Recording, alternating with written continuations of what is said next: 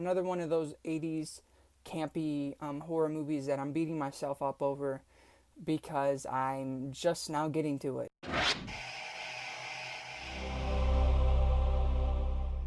Hey guys, it's Ian Lives. Welcome back to another movie review video, another episode of Hollow Binge. Now, I said this before, but when it comes to 80s horror, I feel like I've seen a lot of the big ones, a lot of the huge cult classics, a lot of the ones that come to the mind when you say 80s horror. I feel like I've seen most of them.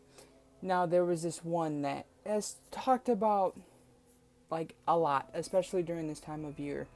And it's an 80s super big cult classic movie that's kind of known for being rock and roll aesthetic and being of that era. Of course, I'm talking about the 1986 movie Trick or Treat. This, all I knew about this movie is that it was rock and roll aesthetic, with that hair metal aesthetic over it. And I also knew that there were small roles from Gene Simmons and Ozzy Osbourne. That's all I knew. And yeah, we're just going to get straight into it, starting off with the basic plot. You follow this kid. I think his name was Eddie. I'm not good with names. I think that was his name. Basically, he is obsessed with rock and roll. He is a huge rock and roll fan, and he loves this musician singer named Sammy Kerr. And he's basically obsessed with him. And he's also kind of like the weird kid who gets bullied at school. So, yeah. And one day, he learns that Sammy Kerr has tragically died in a fire, in an accident. His hotel that he was staying at just caught on fire and he died. So, Eddie is just distraught and he doesn't know what to do. And he goes to school and he gets bullied. Also, there was, I didn't really understand this. Maybe I missed something. This is when Gene Simmons comes into play, who is like this radio host guy, and he gives Eddie this record that Sammy Kerr gave him. And he says to only play it on Halloween night or whatever. Basically, Eddie's getting bullied and stuff. He throws on this record and he plays it in reverse. And it tells him the secret message that starts to give him these powers, starts to make him feel really powerful. It ends up killing people, basically. It's a horror movie. I mean, what did you expect? And then eventually Sammy Kerr tries to make an escape. Starting off with my pros, I know I say this all the time, this movie is campy, it's fun, it's grindhouse, it's very grainy, it's very 80s as hell, and I love it for that. It's a time capsule, very of its time, especially with the whole hair metal thing. It was really cool. The aesthetics were on point. As soon as the movie starts, you're just introduced to Eddie's room, which is just full of a bunch of rock posters and all these bands, and the soundtrack immediately, which I'll get to, and it's just like the aesthetics go down your throat as soon as you start the movie, and they're incredible. I really loved the feel of the movie. It's very cozy, kind of, too, with the Halloween fall vibes tacked onto the rock and roll aesthetic. So I have to give a props to that. And it's super silly with some of the stuff it does. I would say it's not really super silly and campy and ridiculous until the final act. That's when it gets kind of like far-fetched and a little campy.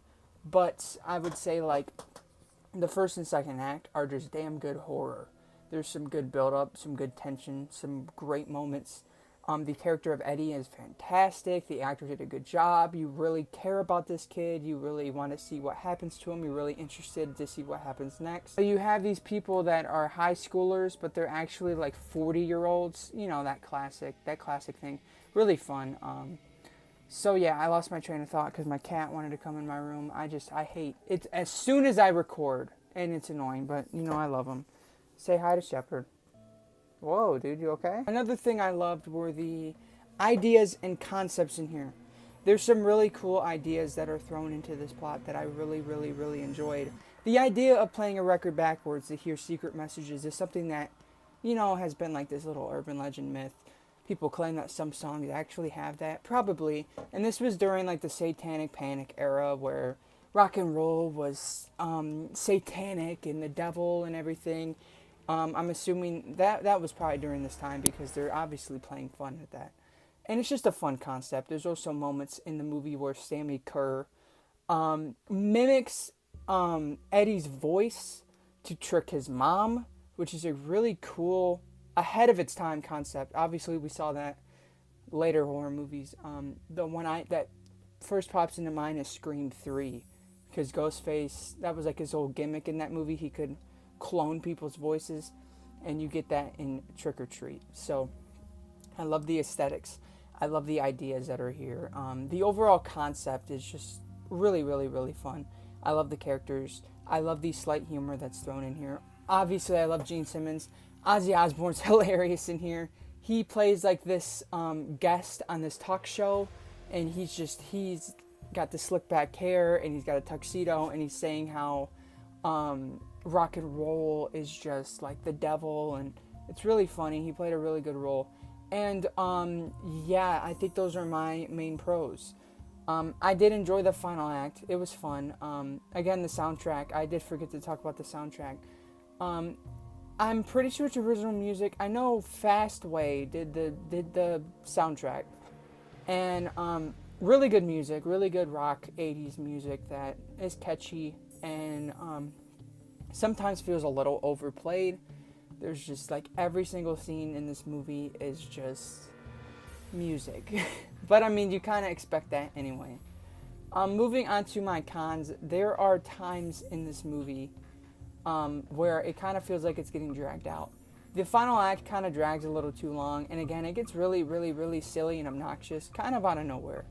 It adds to the charm. This movie had kind of a fun factor to it already, but it did kind of feel out of place. Them just running around trying to defeat Sammy Kerr got a little stale, a little redundant. I kind of wish they wrapped up the movie in a more fun and unique way.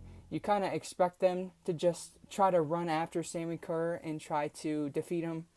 So I kind of wish they did a different route. It's a little cliche, but I mean, like, you get what you get.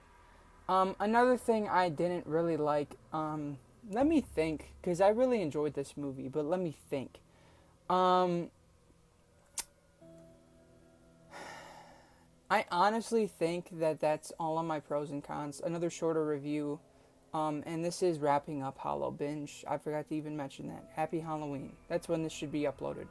But, yeah, overall, I really enjoyed Trick or Treat. Another one of those 80s campy horror movies that I'm beating myself up over because I'm just now getting to it. I mean, I know it's been talked about forever, and I just kept putting it off and putting it off and putting it off and putting it off. But finally checked it out. I knew that this Halloween season would be the year, and I checked it out, and I absolutely loved it. I'm giving it a 4 out of 5.